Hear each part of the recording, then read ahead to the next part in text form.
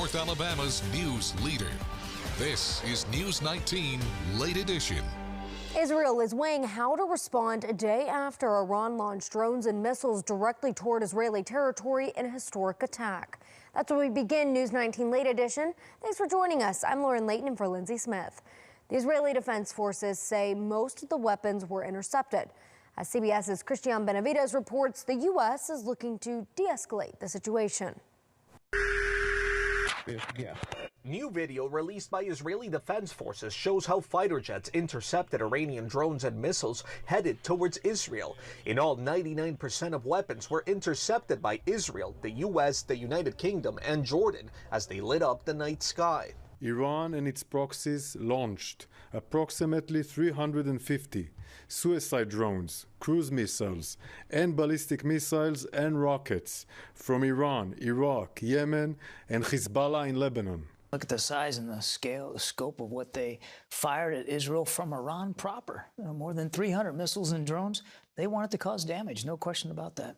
But they were utterly unsuccessful in doing so. Following the attack, President Joe Biden held a phone call with Prime Minister Benjamin Netanyahu. CBS News has learned Biden told Netanyahu that the U.S. would not participate in a reprisal strike on Iran. The president's made it clear we're not looking for a war with Iran. We're not looking for a broader regional conflict. And everything we've been doing since the 7th has been designed to prevent that outcome. President Biden met with other G7 leaders via teleconference Sunday over Iran's unprecedented attack, which was in response to an Israeli airstrike to Iran's embassy in Syria.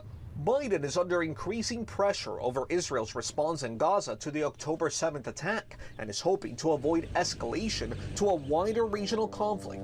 A CBS News poll done prior to the Iranian strikes showed just 33% of Americans approve of President Biden's handling of the conflict. Christian Benavides, CBS News.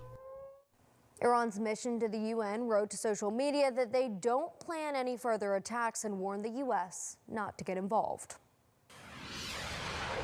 New tonight, following Iran's missile and drone attacks on Israel, some in North Alabama who have connections to the country are reacting.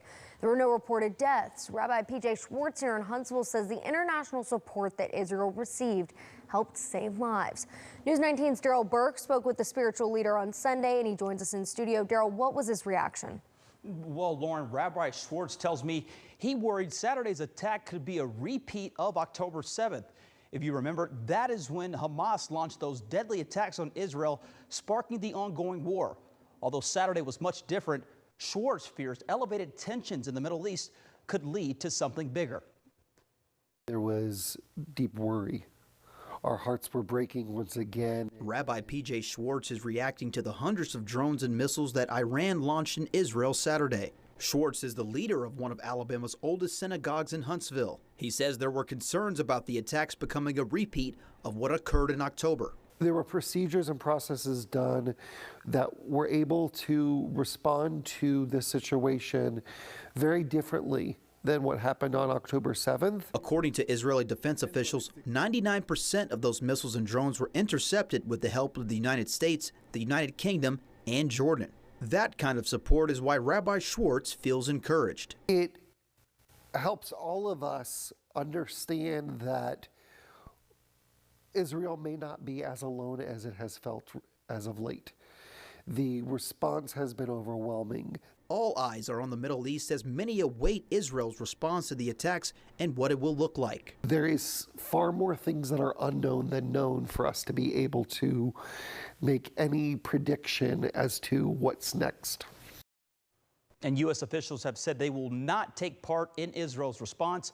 But President Biden met with G7 leaders today condemning Iran's attacks while pledging their collective support for Israel. Lauren? Thank you, Daryl.